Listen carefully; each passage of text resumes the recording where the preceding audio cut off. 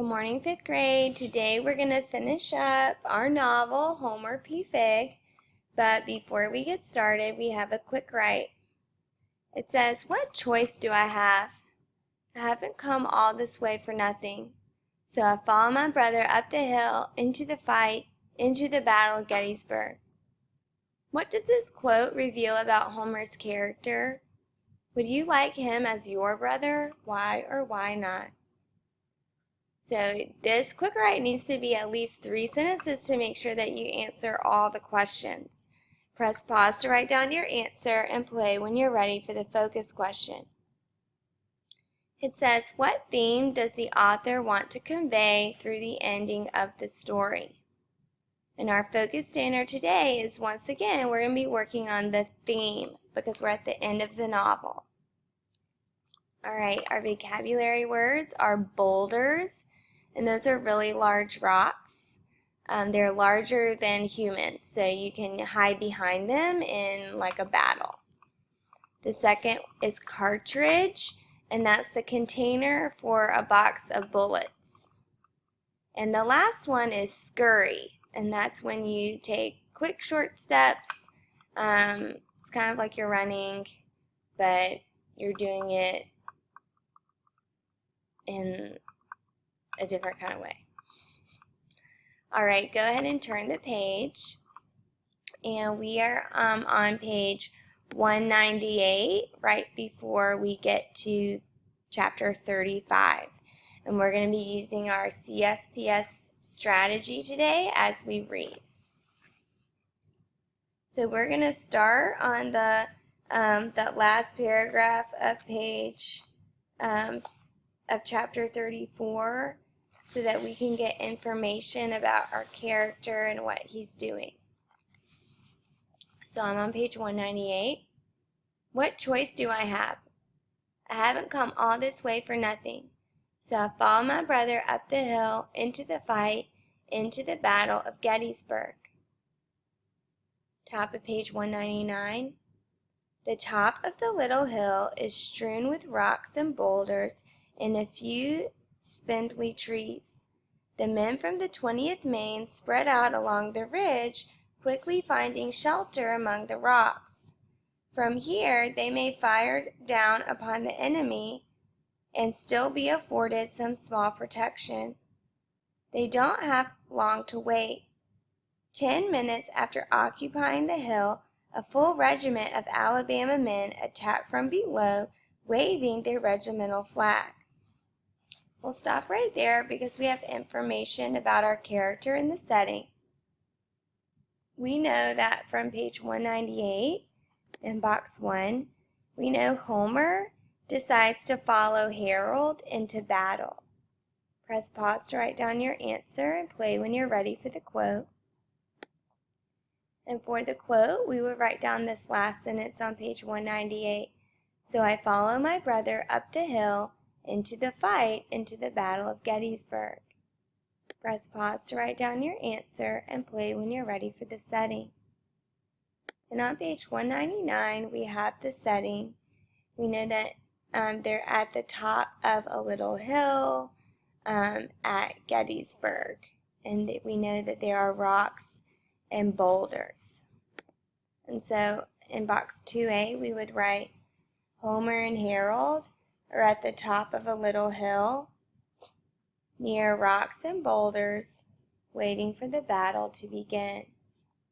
Press pause to write down your answer and play when you're ready for the quote. And for the quote, we would write down the second sentence on page 199. Write down this quote. The men from the 20th Maine spread out along the ridge, quickly finding shelter among the rocks. Press pause to write down your answer and play when you're ready to keep reading. All right, and now we're listening for the problem. Some men from Alabama have made their way up the hill, and they are beginning the battle. We're at suddenly. Suddenly, gray uniforms swarm among the rocks and into the open, surging upward with that terrible cry that is called a rebel yell. The kee yip yip yip of the rebel yell being part ways like an owl-like screech and part ways like a high-pitched yelp that makes your skin crawl if you happen to be on the receiving end. The bullets start flying before I can locate Harold or find a place to hide. Bullets spitting off rocks and scudding up the dirt. Hang on. There we go. Trying to get to the next page.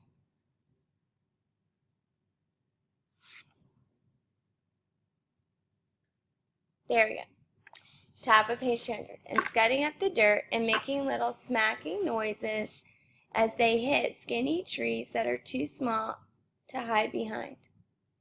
Everywhere I turn, there are more bullets striking all around like hornets swarming. Snick, snick, snick. Finally, Harold scoots out from behind his rocks and drags me to safety. "What are you doing, you little fool? Do you want to be killed? Is that it?" he asks, panting. "I want to go home." Harold grunts, then takes aim between the rocks and fires his Springfield rifle. His leather cartridge pouch lies open at his side, and he swings the rifle around, tears the paper cartridge in his teeth, rams it down the muzzle, swings the rifle back around, inserts the primer cap, and cocks the hammer. All as quick as you can count.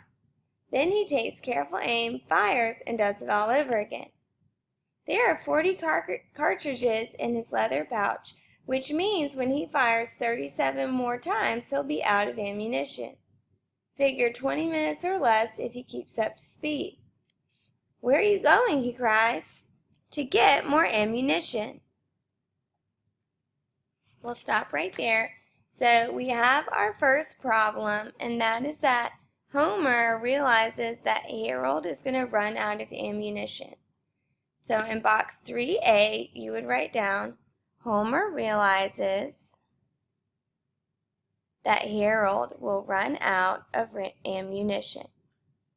Press pause to write down your answer and play when you're ready to keep reading. Bottom of page 200.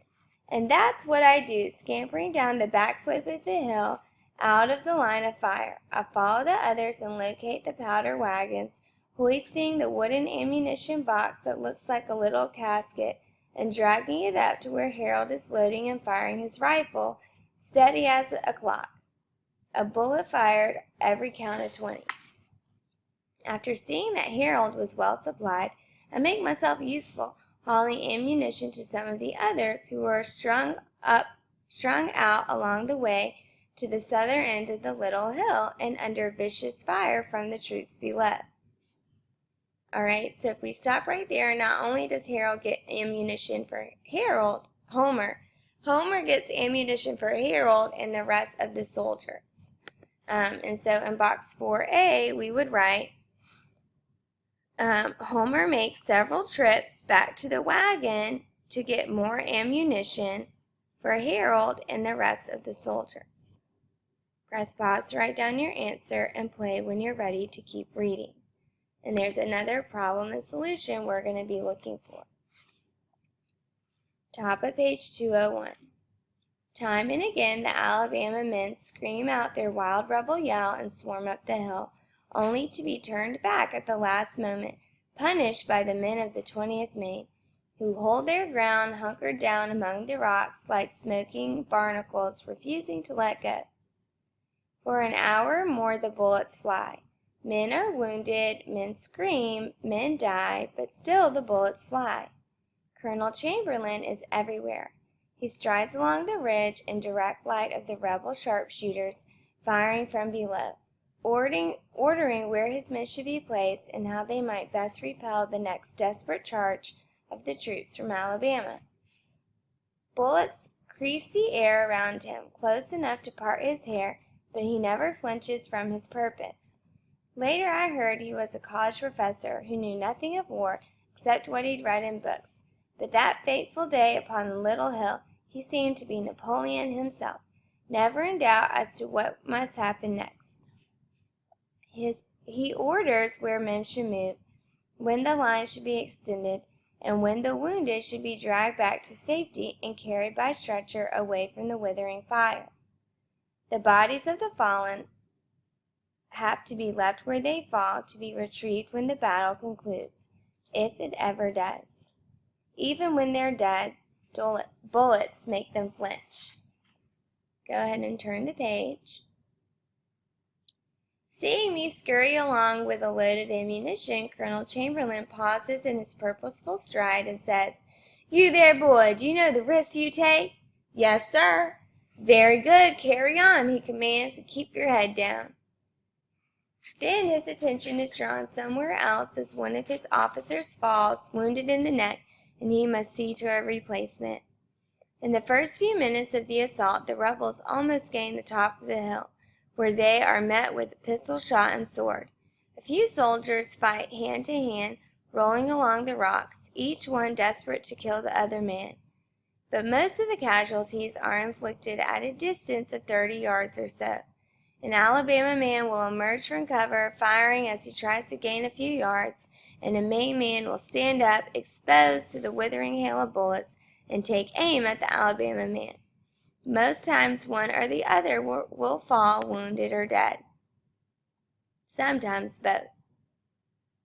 All to gain advantage on a rocky little spur of a hill that happens to stand at the far end of the line, where the Confederates hope to sweep around and crush the Union army from both sides.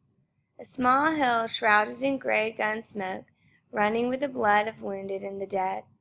Steady hail of lead chops little bits out of the trees like they are being attacked by small invisible axes. Top of page 203. I keep down like Harold and the Colonel suggested, and find myself a good boulder to hide behind. All the ammunition has been taken from the wagons and distributed. It can't last forever, the way the men are using it up, each taking 2 or 3 shots a minute. But for now, the gunfire spits and pops like a full load of popcorn in a hot pan of grease. There comes a lull when only a few guns are popping off, and I hear Harold call out for more ammunition. "All gone," an officer shouts back. "Find cartridges where you can."